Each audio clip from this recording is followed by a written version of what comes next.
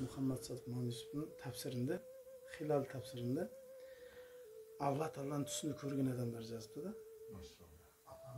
Allah Teala'nın түсünü көрген. Солар кімдер десе, соны бірі, төрт имамның бірі. Мен қазір сіздерге кімнің көргенін айтпаймын. Ахмад бин Хамбал бар ғой, сол кісі Алла Теалa'ны көріпті. Бір көріпті да, Алла депті, Алланы көрдім ғой, енді көрсем бір сұрағым бар еді депті. Кейін ертесін ұйықтаса, Алла Теалa'ны көріпті. Алла Теала сұрақ бар депті, айт депті. Құранды депті, мағынасын біліп оқу керек па, білмегендерді оқыса бола ма депті ғой.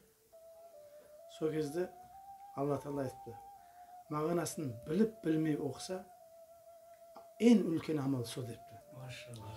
Ең үлкен амал, Құранды мағынасын біліп білмей оқыған, ол ең үлкен амалдардан депті.